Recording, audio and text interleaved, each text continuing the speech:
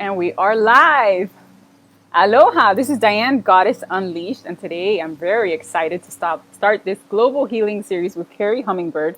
By the way, Kerri, I love your last name.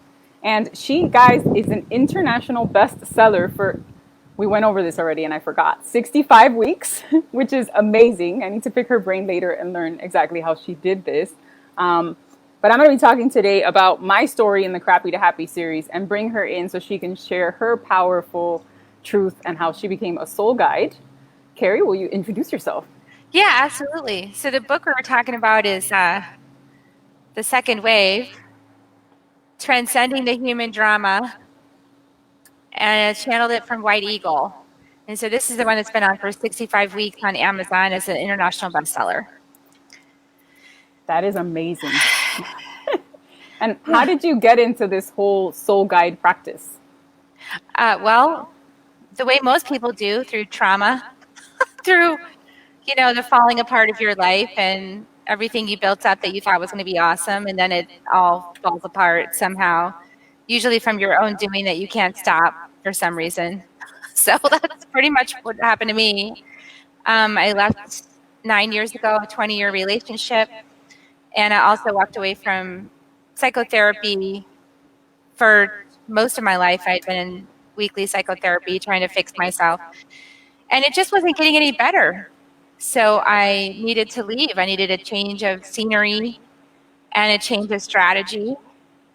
And so in that falling apart of so much effort and time and dedication, I basically found a new way. I was led to yoga first and had a spiritual mentor there.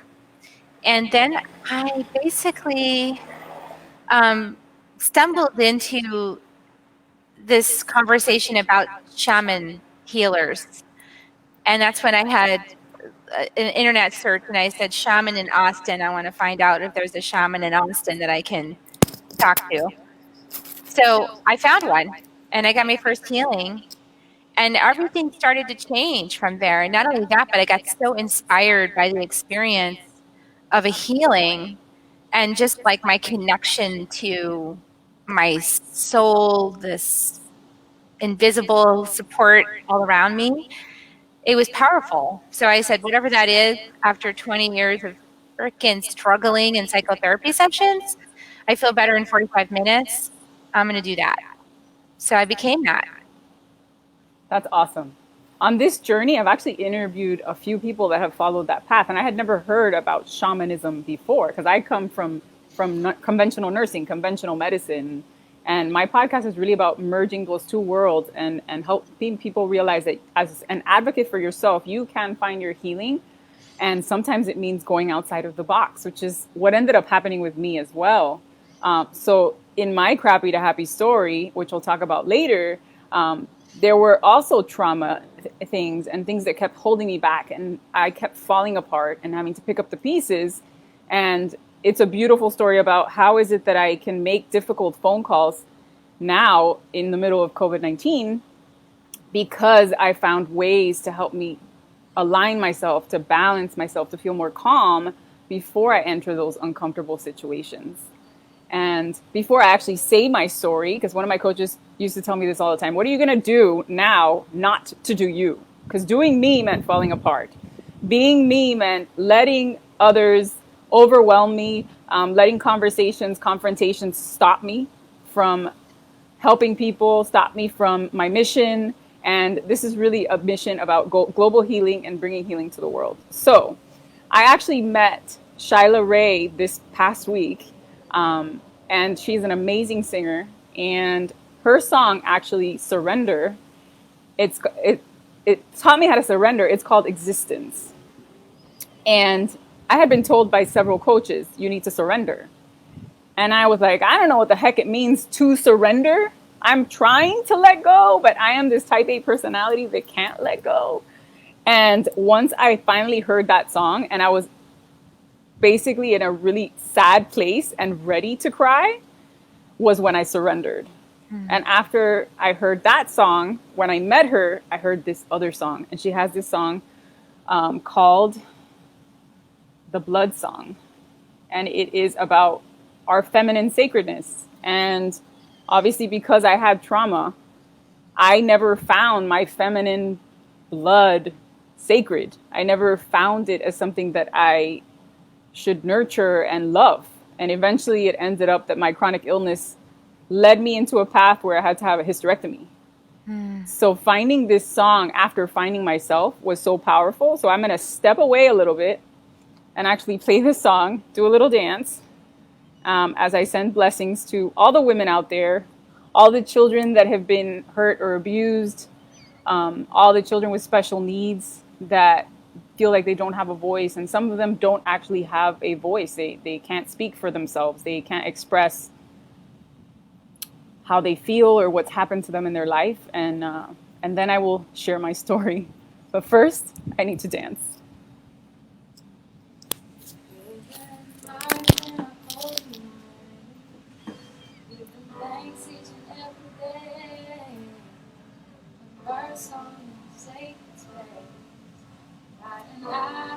So great, the wind. I give, then I give it away back to the ground. It shall remain buried alive and lost at sea. Either way, I let it flow intentionally, and I celebrate my blood today.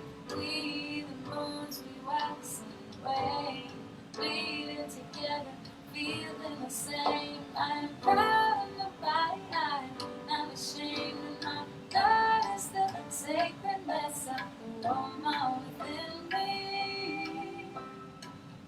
My blood is a sacrifice of what could be, maybe. Young girl don't know what nobody is saying. Spending energy, not healing, but praying. For blood to go away, for the curse to fade. If only she knew what sacred she could embrace it. Mother sure never told me how beautiful it is. And the mother only loved yourself, you know this. I have come to accept it all. I have come to be grateful. This is not something that we must hide. We were motivated by being alive. And I celebrate my blood tonight. Tonight you'll be with your shining light. Illuminate the soul, not to set us all. Gather on sisters, can you hear the call? Can you hear the call? And now, my blood is the sacredness of the woman within me. My blood is the ceremony, life flowing to me and through me. My blood is the medicine of the dark baby. Hear the birds. My blood is the gift of flowers and the trees into the earth and all of humanity. Oh. I give it all back to the earth. I give it all back to the earth, Mother. I give it all back to the earth. I give it all back to the earth, Mother. I give it all back to the earth. I give it all back to the earth, Mother. I give it all back to the earth. I give it all. Now give it all back. And I give it all back. And I give it all back. And I give it all back. And I give it all back to the earth. And I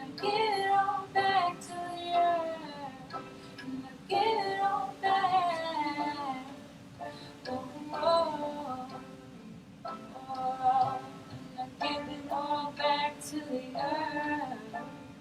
Give it all back to the earth, mother. I give it all back to the earth. And I give it all. Oh, oh, oh. Hey.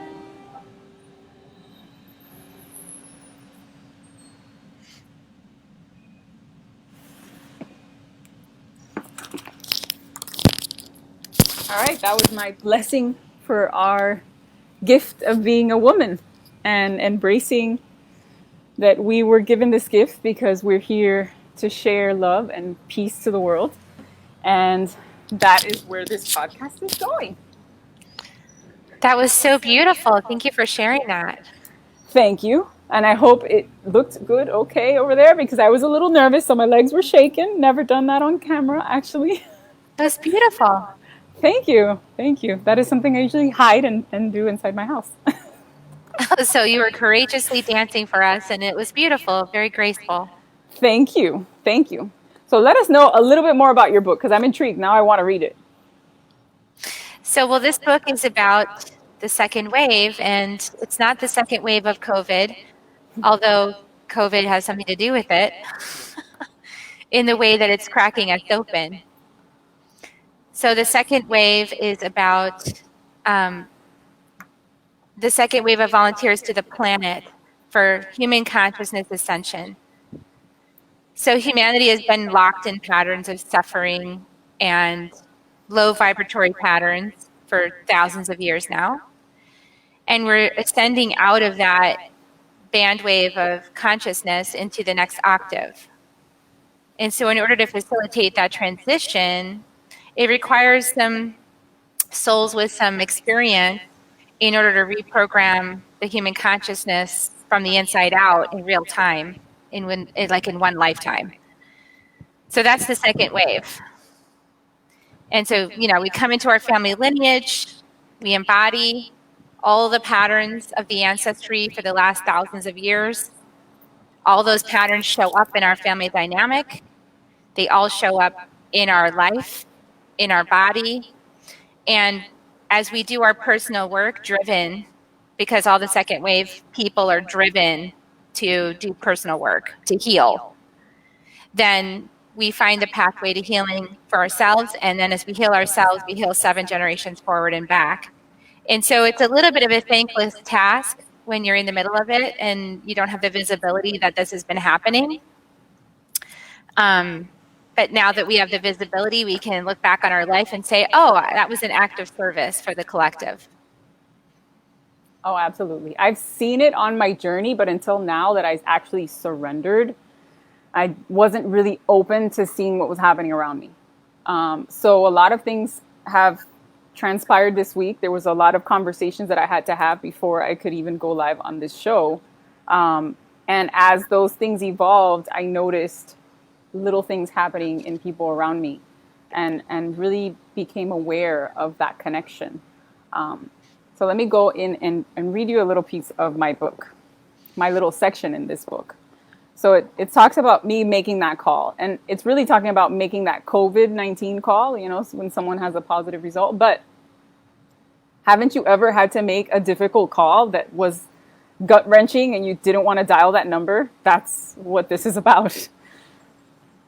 But the call I am about to make is a difficult one. I close my eyes again and exercise my voice in song. Music flows through my body as it sways to the beat. I smile at myself in the mirror, seeing the silly shifts my vibrations, facial expressions, and emotions make. The music surrounds me as I wait for the song to end. My energetic vocal release takes my stress away and completes the shift. I use music and dance to reconnect to my Kundalini energy and empower my voice. My own health crisis began during a highly stressful time in my life. Quickly realizing prescription surgeries and conventional medicine would not be my solution, I left my knowledge and expertise in traditional nursing behind and began a journey forward into the realm of alternative healing. I knew my illness had an underlying cause. My goal was to find it. Like other people I have heard or read about, I also possessed unique gifts that remained unacknowledged until close friends and colleagues opened my eyes to them. My health issues had 2 roots. One was physical, while the other was emotional. Plagued by issues in my tissues and debilitating pain, I worked hard to find the nutrients, stress relief, exercise, and meditation to get me on track. A variety of strategies combined to make a quick stress fighting routine that included hypnosis, meditations, affirmations, stretching, deep breathing, singing, vocalizing, and dancing. By deeply connecting with my body and following its natural flow through movements, tension, and pain, emotions are released from my tissues. Now, the most important part of this book, which is why I hadn't gone live to share my story yet, was the part about forgiveness. So I go into a little portion about how I forgave for my child abuse and my trauma in my past, something that I had not spoken to very many people in my family about. And it's something that I had to do in order to move forward. And after I did that, it was just brought so much clarity. And I realized that I had actually surrendered, because now things were just flowing to me as opposed to me going after them and falling apart. So I talk about how I forgave those that hurt me in my childhood at a spiritual retreat. And at that retreat, it was the most powerful moment in time. We were dark in this room. I was staring into the left eye of a stranger. And if you've never tried that, stare into the left eye of a stranger and you will connect. And do it with someone that you love, and you're going to feel so many emotions, and it's so powerful. And this was an absolute stranger. And the music and looking into her eye in that moment, I felt tears coming upon me. I cried, I forgave, and I let it go. But it took me that was November of last year. It took me almost a year to be able to actually share my story, because there still had to be some things I had to surrender to. So thank you for being part of this with me. You do have also a very powerful story that we talked about the last time we just conversed. And if you want to share that story, I think it's so powerful for us to share our trauma to really help support other people realize that they are not alone on this journey. Yeah, so I was always spending my life feeling like there was something wrong with me that was making other people upset or uncomfortable. And that was sort of a message I got, that there was something wrong with me. And that was from an early age. And that just kind of went on. So when I turned 15 and all of my sexual energy started coming out, that was the first unleashing of this wounded shadow within me.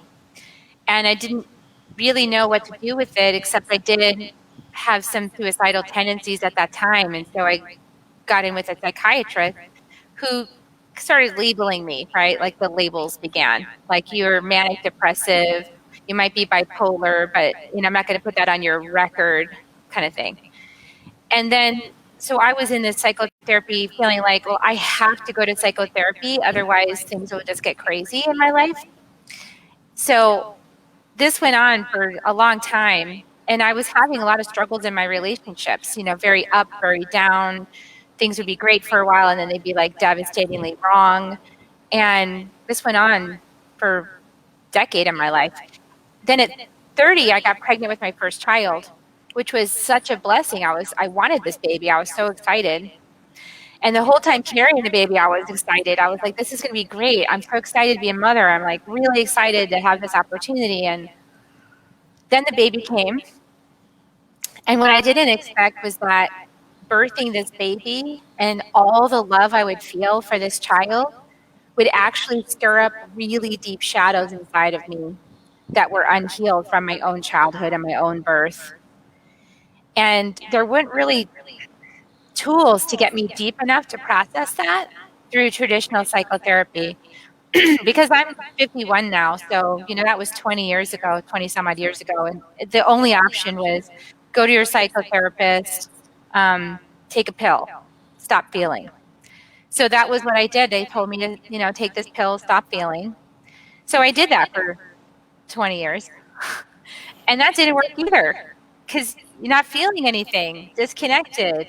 And then, of course, distracting on top of it, drinking wine and all of that, to just kind of keep distracting and numbing and not feeling the pain. And how many vacations do you need a year in order to feel good when you're like that? A lot. Everything has to be like this fun party at the at night even, every night. So that hit rock bottom.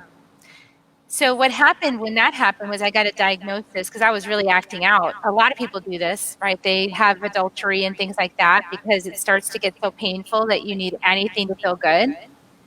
And so seduction is one of those things that fills that hole, that really unfulfilled feeling. So I did all that too. And my diagnosis then got up, so now it's borderline personality disorder. And so I felt terrible about myself. I mean, on the one hand, I'm glad to know what it was, but on the other hand, like, this isn't really helping me to give me a negative label to identify myself with. And then I'm going to have a support group and stay in that conversation, like a 12-step program the rest of my life, stay stuck in that. So what happened was I walked down on the whole thing. I said, you know what, I'm out of here. I'm out of psychotherapy. I'm out of this marriage. There's another way. My soul is calling me forth. I don't even know what that is at this time, but I'm saying yes to it. And what I ended up finding was that shamanic healing. And what I discovered is that when we go through childhood trauma, abuse, neglect, abandonment, all of those things, even if it's like you're a little child in a bedroom and you're safe, but in the other part of the house, your mother is getting beaten by this man and you can hear it. That's not safe. That's still not safe. And I witnessed a lot of violence, 0 to 5 in my life, that impacted the way my brain was formed, that impacted how I view things, what I think is safe, what I think is not safe. And all of that got tucked away deep in the recesses of my brain. And then when I got into a space where I had major initiations in my life, like puberty or birthing a baby, these initiation points, all that stuff just went, it's like a volcano, it comes out. So I learned a lot about human psychology with myself as an example. And what I know now is that traditional psychotherapy, talk therapy, is helpful for the brain to process what's going on, cognitively, but it doesn't go deep enough. You got to go to the body. You got to go to the spirit. You have to go to the subconscious. And that requires all the tools we see out there in the market today: hypnosis, NLP, shamanic healing, energy healing, emotion code, body work, somatic healing. Like, all of that is the answer. And reconnecting us to our bodies, to our hearts, to our child, our inner child, and doing healing with our inner child. And really creating a healed parent, a mother figure and a father figure within our consciousness, so we can hold ourselves and not be codependent on people that may or may not be able to provide that support. So that's pretty much been the journey I've been on. And it's miraculous in some ways, because, but also in other ways, I think it's only miraculous because we don't understand what human beings are capable of in the current paradigm. We're starting to understand it. But we're really tapping into the magic of the human spirit and how we can choose to heal. And we'll find a way when we're committed to it. And when we're not committed to it, we'll be happy spending 50 years on a psychotherapy couch telling the same story in a new variation, taking our pills and losing everything that matters, walking away from even a relationship with your own child because you don't want to look at yourself, hear difficult things, and transform. That's the choice we all have, each one of us. Wow, that was really powerful and so true, that we have to find a way to treat the whole person. And sometimes it's a combination. It might not be just one healer. You might need a few healers. I know my journey took me through a bunch of different coaches, combining a bunch of different things, and I'm the one that figured it out for myself. So everyone has their path, and it's important for us to go find that truth within us and heal that inner child and find that mother and father figure within ourselves so that we can move forward. We're going to take a little break and be right back. This is Diane Vick. Aloha. Aloha and welcome back. This is Diane Vick, Goddess Unleashed, and today we are interviewed Kerri Hummingbird, and she was sharing her powerful story about trauma and how she found that psychotherapy alone was not going to set her free, and she found healing in other modalities. And it is so important for us to really go and advocate for ourselves and advocate for our children if they're having struggles with emotions or even with symptoms. Because my physical symptoms started as a little girl, and my parents back then weren't aware. I had tons of allergies. I was always at the doctor. I had tons of stomach aches, progressed into becoming an adult with a full-blown health crisis and ending up writing a book called The Truth About IBS and Anxiety because that was my worst symptom. And I ended up having tons of surgeries and stuff, and all of it stemmed from mindset and trauma. And until I worked on the mindset and finally worked towards being able to speak my truth and say that I was hurt and abused when I was a little girl, then I wasn't ready to really heal. And the symptoms would keep coming back. What kind of symptoms did you have physically? My symptoms were mostly emotional and reactionary, sexual promiscuity, alcohol addiction, definitely dallied with, marijuana and things like that, and felt like an endless need for validation. That was mostly what it was. It was like I was addicted to pleasing other people in order to get validated, because I never really felt deeply validated. And I didn't ever really feel seen or heard because that wasn't really allowed.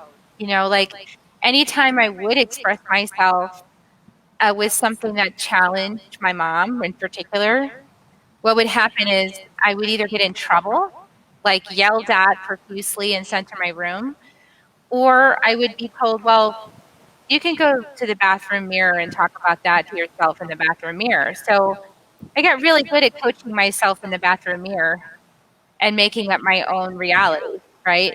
So I now know that that's a very dangerous thing to do, is to let a child coach themselves in front of the mirror without guidance about, how to interact with other people. One of the biggest challenges I've had is learning how to interact with other people, because I was always I was in an adult household, and I was the only child, even though my stepdad had three other children. One of them passed away early, but two other children, they weren't in the house with us. So I didn't have that opportunity to really get that lesson around how you negotiate and how you work with others and how you find out perspective. I've had to learn all of that, so especially when you're just told, like, go to the bathroom mirror and talk about it. Now, on the flip side, I can look at myself in the mirror. I can talk to myself. And a lot of people, I found out since I've been sharing this story, they don't feel comfortable looking in the mirror at themselves, actually. Like, it's really hard for them to look in the mirror at themselves. So it's a con and it's a pro at the same time, and that's kind of how all these things are so paradoxical. We have this way that we're trained to be, and it has certain advantages, but it also has certain weaknesses. So we're all trying to learn the piece that we didn't get and perfect the one that we got and put it to a good use. So I think I think it's at this point is a grand setup for us to learn from each other, what we learned, and learn the thing that the other person learned. Because that's one of my big things that I tell people. I was like, I don't understand why people lie. Like, I don't understand why people do these things. And that's mostly because I never had anybody willing to just sit with me and work through the conversation to the other side, right? There was always this just angry reaction, and then just a disconnect. rather than being able to sit through the emotional discomfort to the other side of the conversation. I don't think I'm alone in that. I think a lot of us have had that sort of disconnect when it gets difficult and not knowing how to move through it to the other side where we understand each other. I love that you brought up the left eye to left eye, because that's one way to do it without words. Yeah, it's a huge tool. Sometimes it's scary to use it because I have been scared to use it, but I'm that kind of person that would shut down in confrontation. Someone starts screaming at me, I get reprimanded at work, I shut down. I fall apart. That's it. I messed up again. It's all my fault because I was programmed that way. I was programmed to think that what happened to me was my fault, that I was hopeless, that I was helpless, that I didn't have a voice, and I was just set up to continue this pattern with every single relationship, every work relationship, I've only been with one person. I'm married to my husband, and thankfully he's been with me this whole journey.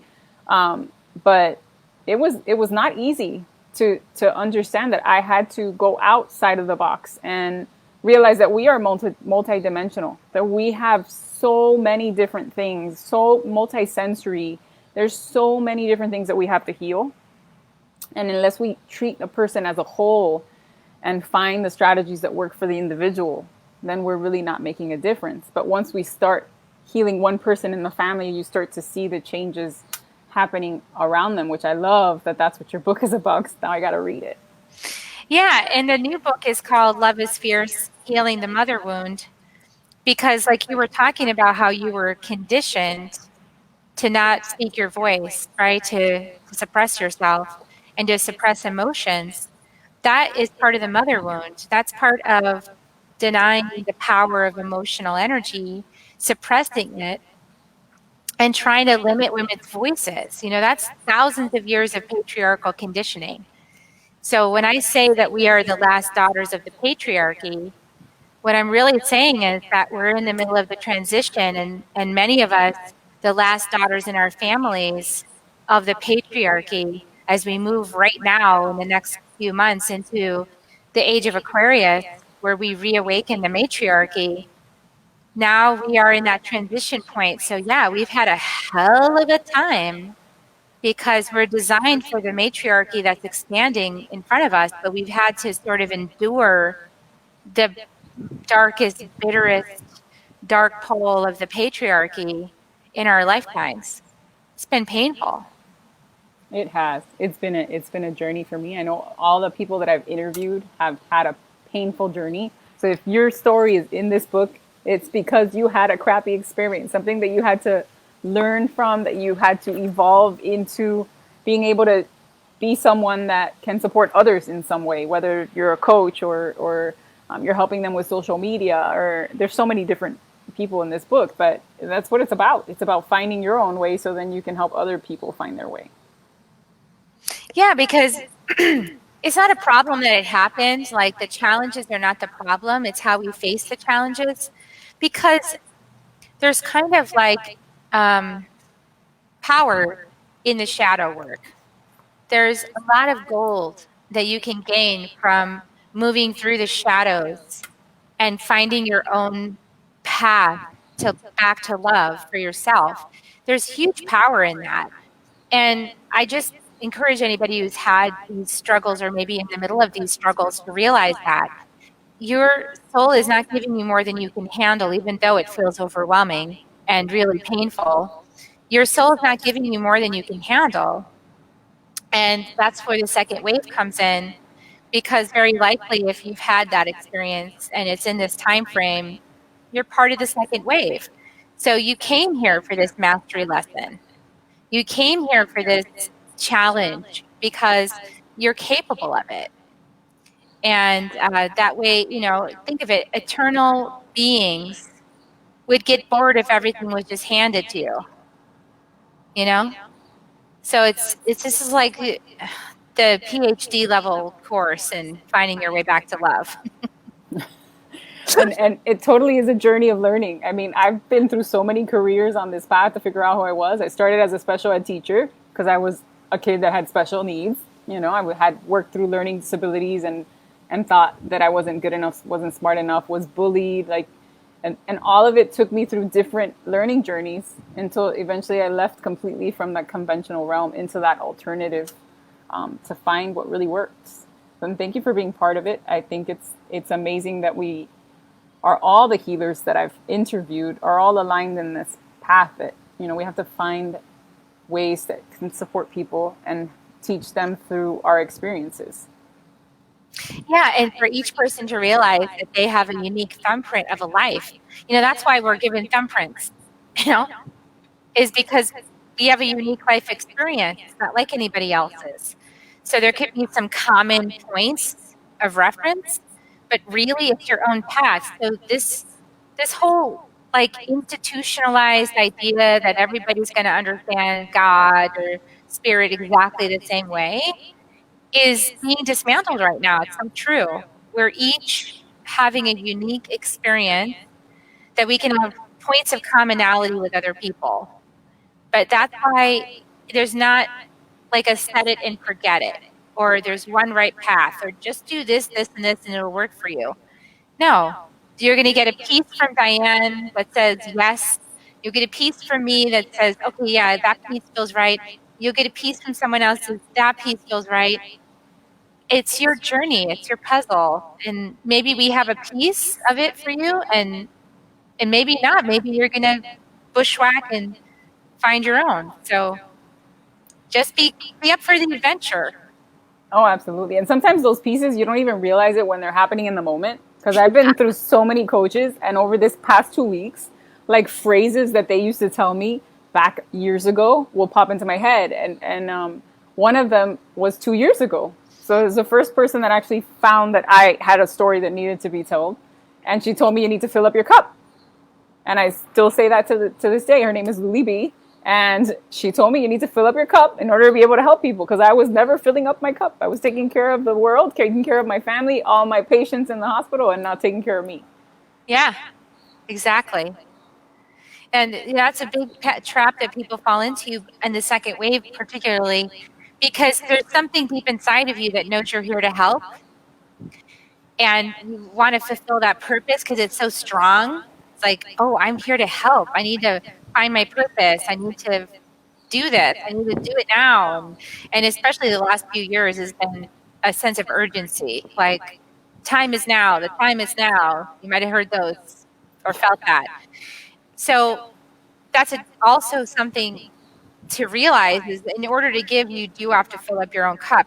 The more you spend time investing in your inner space, clearing out, acknowledging, being with the inner children. Like I just had a huge ceremony last night, personal ceremony, just being with all the aspects of me that feel really sad about the state of the relationship with my mother. I feel super sad about that. And it's beyond my power to control that. So just being with all of those child selves within me that feel so sad, and being that nurturing, caring, loving presence for myself. And I had a huge release, and I grieved, and I cried, and I comforted, and today I feel so much more able to be present for others because I was present with myself. So we can't skip over that part. In our rush to help others, the first step is yourself. That is essential and so true. And that's basically, I was on vacation all week. I was filling up my cup and letting go and preparing to speak to my family and get ready for the show, because in order to give back, I needed to fill up my cup. We have about 12 minutes left, and I know that you have a special gift that you wanted to share with us, and I've never done this, so I'm excited. Do you think we have enough time in the 12 minutes? Okay. Sure. Okay. So we're going to open sacred space. This is the first thing I teach people, because life is pretty challenging without love. You get through all those hurdles without love, it's hard, right? It's like very climbing a mountain with like Atlas, the whole world on your back. So this is opening sacred space, and this is indigenous cultures around the world understand that the four directions are conscious beings on an earthly plane that help us navigate our life if we choose to allow them to. They're not just directions on a map. Okay, so We're going to call them in, and I just encourage you to close your eyes and just feel inside of yourself. If you notice anything as we start to open sacred space. So you welcome the winds of the south to hold us in so much love and safety and presence in our bodies. Help us to feel ourselves every single inch. Help us to feel our hearts, our skin, our toes, our hips, our bellies. Help us to feel our throats and our mind, our inner vision. Help us to be very present with the love that we are and the love that surrounds us in a tangible way, feeling the presence of the South. We thank you, South, for this loving support. We welcome the winds of the West. Otorongo Jaguar, protect this medicine space. Show us the way beyond fear, the way beyond death, the way over the rainbow bridge to where our dreams manifest. We welcome the West to help us to let go of all that doesn't serve with ease and grace, so that we can expand our capacity for something new and beneficial to be received. We welcome the wisdom and discernment of the West. What should stay? What should go? What's beneficial? What no longer serves? So we welcome this as we walk through our day today, winds of the West. We welcome the winds of the North, place of Kerri Hummingbird. Teach us your faith and determination to make that impossible journey outside of time to a new destiny. We welcome the North to help us to know who we really are in truth, our true vibration, our true self, our essential self, feeling it deep inside. We welcome our ancestors for support. Help us to become aware of where we're tripping ourselves up. Help us release ancestral karma and patterns that don't serve us. And cheer us on. Support us. Let us know you're here, watching and supporting and guiding. We welcome the North. And I welcome all the medicine people that support me in my journey, the ancestors beyond the veil, the wisdom keepers, to be present. I welcome the winds of the East, Eagle Condor, flying so high with the Great Spirit. Help us to fly high as well. Welcome you into the East to help me to step into that void of not knowing, the potential, the quantum space where all dreams are born and manifested into the world. Help us to be responsible with our manifestations for ourselves, for our families and communities. Help us to be very responsible and clear with what we're creating with our thoughts, our words, and our feelings. We welcome you into the East. We welcome Pachamama, Mother Gaia, Mother Earth, Divine Mother. Thank you for these beautiful, healthy, strong bodies. We know that we are made of you. We are made of Earth. We are spirit combining with Earth consciousness for a physical experience. Thank you for guiding us always inside our very bodies. Thank you for all the support of all the allies you've gifted us. We welcome the mountain spirits, those ancient wise beings, been on the earth for eons. We welcome the mountain spirit of El Sangate in Peru, mountain spirit of Quemado in Mexico, and the Himalayas, Mount Shasta, and all over the world. We welcome the tree nations for their grounded wisdom and the air, reciprocity. We welcome the rocks, the stones, and the crystals for all your support. We welcome the animal allies, bear, white buffalo, jaguar, fox, wolf, all the allies that show up for you in your daily life. May you notice their presence now. May you see them there for you. We welcome the bird allies, owl and hawk and eagle, condor and vulture and sea hummingbird, all the birds. We welcome your bigger vision, your eyes, your big picture, your gifts of clearing. We welcome owl. We welcome the elements, the earth, the water, the fire, the air. We are made of all of you. We welcome the oceans, and the dolphins and the whales, the rivers, the fish. We welcome all of life on the planet. And mariposa, butterfly for transformation. We welcome Father Sky. We welcome the sun, the moon, Mama Kia, the star nations, all those billions of stars and all those conscious beings of light. We welcome the support for our earthly adventure. And we welcome the Great Spirit, God, Source, Creator, Yahweh, Allah, all that is, the presence, the Divine Mother, the consciousness, the universe. Whatever word you use, it's all the same thing.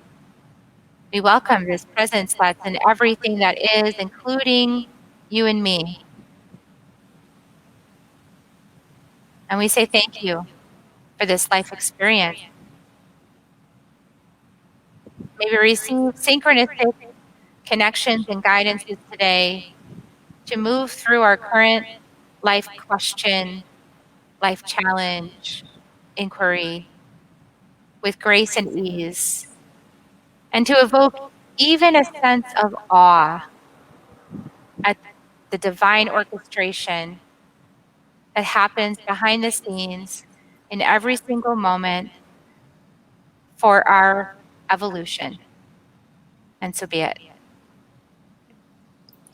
That was beautiful. I don't know if you can see my hair moving and the trees moving, but the winds were going crazy over here. I could feel it all over. Yeah. That was so amazing. Thank you. That's what I do every morning. That's how I start my day. That is beautiful. I mean, I start my days with meditation too, but I've never experienced one quite like that. So it was really great to share it and to have it on my podcast. Thank you for joining me today. Thank you for having me. We have a few minutes left. So is there any other words of wisdom that you want to share before we close off? Well, I just want to encourage everybody to be courageous, to speak your truth, to have those courageous conversations from an open heart, a vulnerable space. And don't expect things to work out the way you want them to on the outside, but pay attention to the changes that happen on the inside as you follow the guidance given by your spirit, your soul, your higher power. It all will work out in the end, and you got to take the steps. So that's my guidance. And if everyone liked that meditation, I do offer a free oracle game that people can learn about these allies that we have for our life journey and how we can get support from them. And you can download all the sheets and everything at kerrihummingbird.com. It's KERRI hummingbird.com/play. And that's the Love Mastery game. It's a fun game. And you can get a little 12-sided dice and roll the dice, which is kind of like living life, right? Rolling the dice. Yeah. You don't know what's going to happen. That sounds like fun. I'm going to have to check it out. I saw you have a ton of books, so I got to go back to your website and see all of these amazing things. I'm so glad that you were able to join me for the first of this mission that I have to really bring love and healing to the world. I actually also created a GoFundMe. So anyone that is watching this live or listening to my podcast, I do invite you to donate.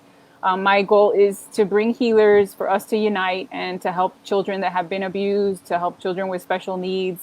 And if we can create meditations and support them by teaching them strategies that help calm them and bring some peace of mind to them, then that would mean I would have met my mission. So I do invite you to donate. And thank you, Kerri, for joining me for this first episode. I'm excited to be on your show too. So once we have that all set up, then I will definitely share that with my followers. This is Diane Vick. It was a great episode. Thank you for joining me. Aloha.